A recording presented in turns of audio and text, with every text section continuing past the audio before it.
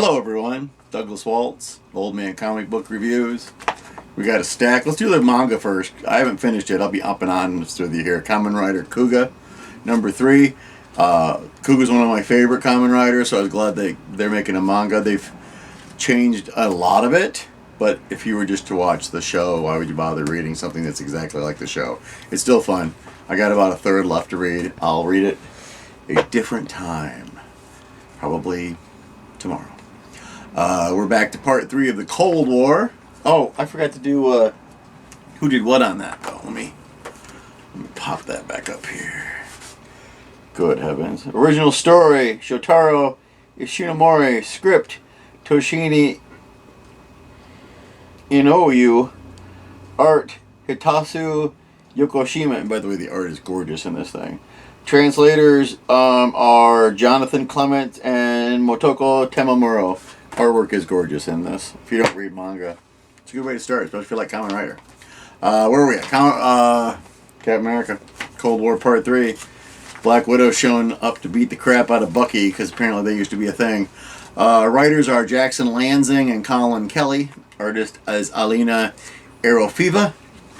They're still assaulting Dimension Z to take down Bucky because he is trying to get Dimension Z to bleed over into our universe and take over the world and all that stuff. The artwork is pretty. They have cool stuff like this in it. I always love a good double spread panel of artwork in a comic book. So, and they left you hanging. Well, what's going to happen next? That'll be in Captain America Symbol of Truth number 13. We have 3 more episodes of Cold War. It's really good. Speaking of not so hot, here we go. $799 Wonder Woman. Side note, we will be buying Wonder Woman 800 and then we will be done. Because they are going to let Tom King do the writing things on there. And Tom King is awful. So this is a lot of how Wonder Woman started nonsense. We all know how Wonder Woman started, so I'm not really sure why they thought this was the one to make into a comic book. The writers, as always, are Becky Cloonan and Michael W. Conrad. For this, we have a lot of different artwork. Aletha Martinez, Mark Morales, Megan Hetrick, Juan Ferreira, Terry Dodson, Rachel Dodson, and Paulina Ganuccio. I probably messed that up. So it's a lot of flashbacks. Steve, Trevor, Etta, Candy. Artwork is different from places to places. It goes from good to bad to indifferent. It's all right. One more issue. Sonic the Hedgehog 60. I thought this would have something more epic in it because Eggman has given us Eggperial City, which as long as it can function, it will continue to spread and take over the entire Sonic the Hedgehog world.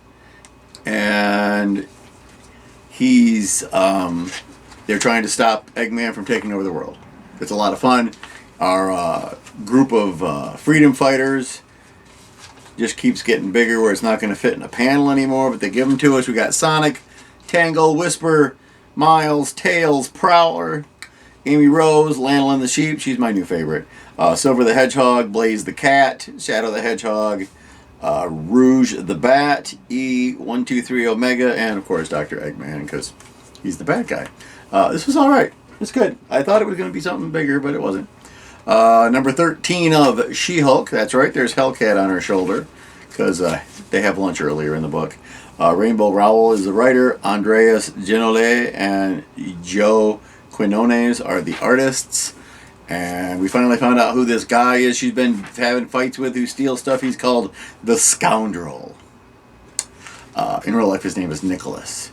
And he's just basically infatuated with She-Hulk and wants to be with her. And she's like, you're an idiot. Because besides that, she hangs out with Jack of Hearts. Oh, I never just got that just now.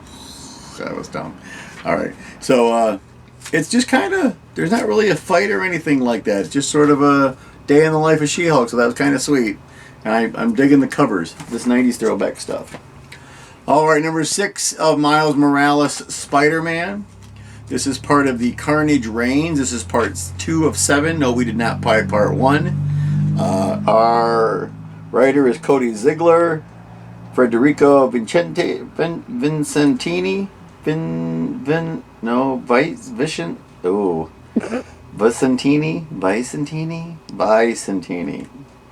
Sorry, Federico. So apparently in the first one that we didn't get, Carnage, Scorpion, and Miles are fighting. They get stuck down in the sewers, so Scorpion and Miles have to fight together. Carnage is nowhere to be seen. It's interesting.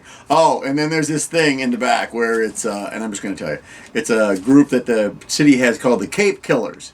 It's Hightail, who is a super speed bad guy, female. Electro, this is the female Electro. And Taskmaster. We all know who Taskmaster is. And the group is called the Cape Killers. Taskmaster literally has a cape. I'm not really sure how that works. Although he did say to Miles, "Hi kid, long time no stab." So that was pretty funny. I doubt that we're going to buy the other ones because it continues in Carnage and Red Goblin, which we're not buying either of those books. But Miles did a good job in this. I was proud of Miles in this. He's a good kid. Man, Goat, and Bunny Man, 48 pages, the 2023 Spring Special. Spring Special Spectacular.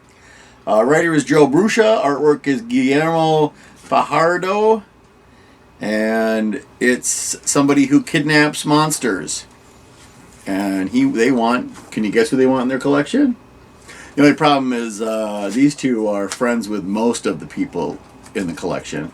And then we find out that it's a thing to get ultimate power from Baphomet, who I didn't realize was related to Goatman. I didn't come in straight off the beginning. There's some of these that I have missed, but this was a lot of fun. If they wanted to do those annually, I'd pick those up annually. That would be a lot of fun. Dark Ride, issue 6. Joshua Williamson is the creator and writer. Andre Bresson is the creator artist. First half is in really gorgeous black and white. Deals with the two children whose father invented the Dark Ride amusement park, and how she sneaks out so she can go with the kids and have fun, but her condition is not great, so it was a bad idea. Rather jarring when she vomits and it's blood, and it's the only color in the panel.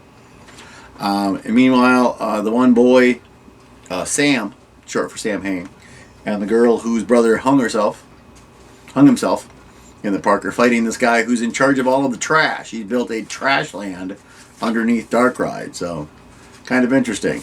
This whole book is weird, but I like it. I'm not sure who picked it up. I think it was Dan. This is fun.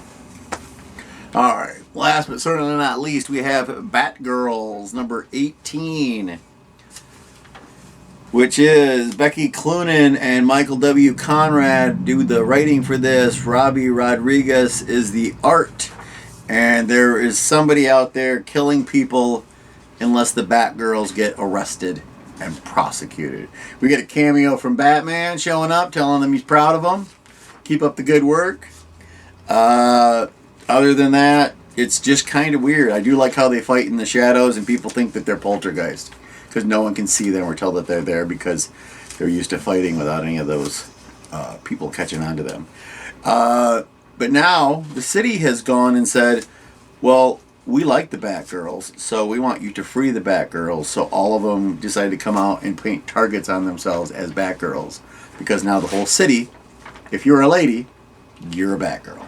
So we get one more issue and they're canceling this, which really kind of blows. I don't know why they keep canceling these books we like, but whatever. It's one thing if it's a storyline ending, but you're going to end it on 19. Who arbitrarily chose 19? So, here's our giant stack. Fiona and Sophie, we did not see you this weekend. You're coming over next week for a super duper sleepover. And as for the rest of you, I think last week I told you to learn to read. Really didn't mean it. I meant you could go to the library and read. So, sometimes it's old man comic book reviews, and I'm up past my bedtime, so I mess things up when I talk out loud. In the meantime, do what I always tell you to do. Go read a comic book, and I'll see you next week. Goodbye.